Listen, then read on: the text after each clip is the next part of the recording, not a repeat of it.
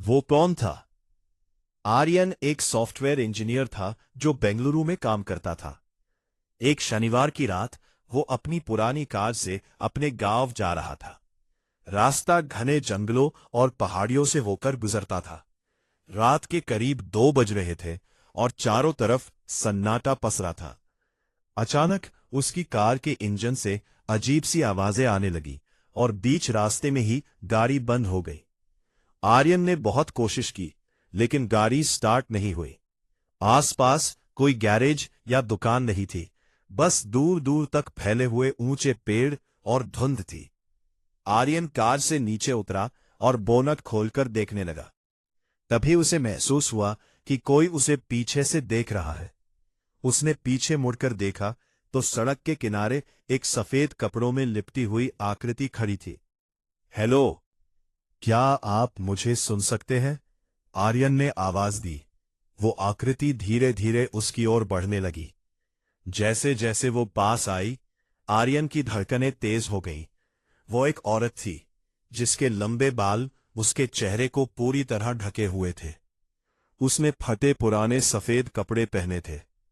आर्यन ने घबराते हुए पूछा, क्या आपको मदद चाहिए? उस औरत ने कोई जवाब नहीं दिया, बस अपना हाथ उठाकर दूर जंगल की ओर इशारा किया।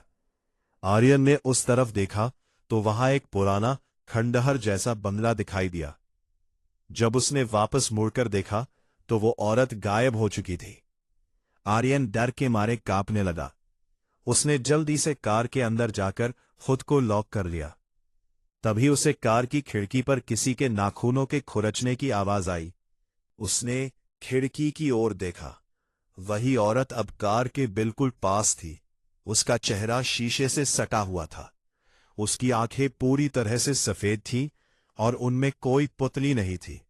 वह जोर जोर से हंसने लगी, एक ऐसी हंसी जो इंसानी नहीं लग रही थी।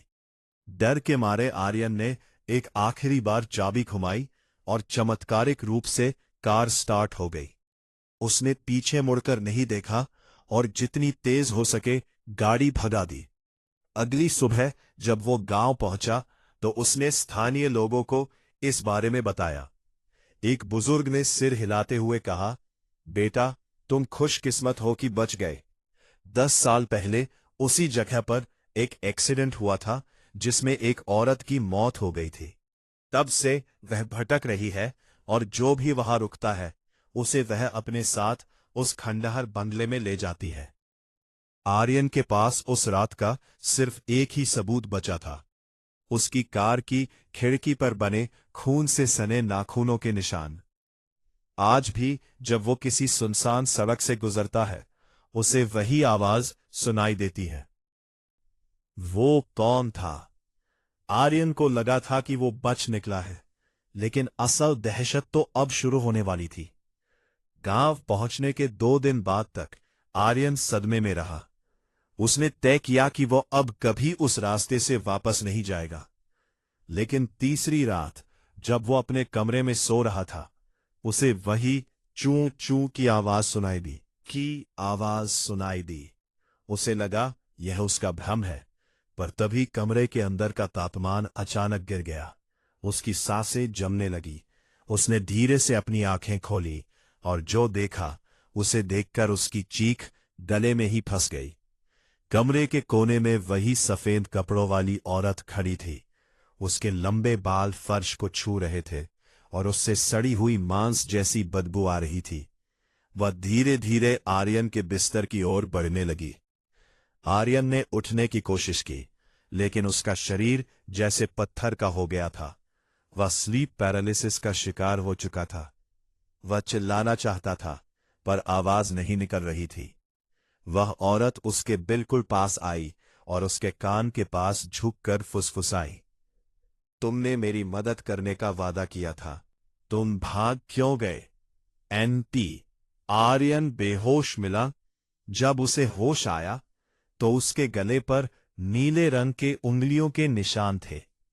वो समझ गया कि वो औरत उसे छोड़ नहीं रही है। वो उसी बुजुर्ग के पास गया जिसने उसे कहानी सुनाई थी। बुजुर्ग ने आर्यन की कार की तलाशी ली। जब उन्होंने कार की डिक्की खोली तो सबके होश उड़ गए। डिक्की के अंदर एक पुरानी जंग लगी चांदी की पायल फंसी हुई थी। बुजुर्ग ने बताया, जब तुमने कार भगाई थी तो उसका एक हिस्सा तुम्हारी कार में फंस गया था। वो अपनी चीज वापस लेने आई है। तुम्हें वापस उसी जगह जाना होगा और इसे वही छोड़ना होगा जहां वो मिली थी, वरना वो तुम्हें मार डालेगी। भारी मन और थरथराते हाथों से आर्यन उसी रात उसी सुनसान सड़क पर पहुंचा। धुंध पहले से कहीं ज्यादा घनी थी। उसने कार रोकी और वो पायल सड़क के किनारे रख दी। जैसे ही उसने पायल रखी, उसे महसूस हुआ कि पीछे कोई खड़ा है। इस बार वो डरा नहीं। उसने हाथ जोड़कर कहा, मुझे माफ कर दो, मैं तुम्हारी आत्मा की शांति के लिए प्रार्थना करूंगा। तभी एक ठंडी हवा का झोंका आया और वो पायल हवा में गायब हो गई। दूर से एक रोने की आवाज आई जो धीरे धीरे शांत हो गई। आर्यन वापस अपनी कार में बैठा और शीशे में देखा। इस बार पीछे कोई नहीं था, लेकिन कार के डैशबोर्ड पर धूल में उंगलियों से लिखा था, शुक्रिया। आर्यन ने आज तक वो कार नहीं बेची, लेकिन वो कभी रात के अंधेरे में अकेले बाहर नहीं निकलता।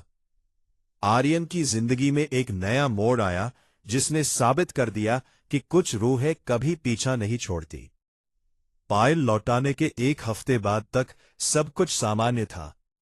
आर्यन ने राहत की सांस ली और अपनी नौकरी पर वापस बेंगलुरु लौट गया। उसे लगा कि वो रूह अब आजाद हो चुकी है। एक रात आर्यन अपने ऑफिस से देर से घर लौटा। उसने अपनी कार गैरेज में पार्क की और जैसे ही चाबी निकाली, उसकी नजर कार के रेयर व्यू मिरर पर पड़ी। धूल भरे शीशे पर एक छोटा सा निशान था। उसने उसे साफ किया तो देखा कि वहां उंगलियों से एक छोटा सा निशान बना था, ठीक वैसा ही जैसा उसने उस रात अपने डैशबोर्ड पर देखा था। आर्यन घबराकर कार से बाहर निकला, घर के अंदर भाग गया। उसने सारे दरवाजे और खिड़कियां बंद कर ली। रात के 3 बजे उसके मोबाइल पर एक नोटिफिकेशन आया। उसके कार डैश कैम ने कुछ मोशन डिटेक्ट किया था।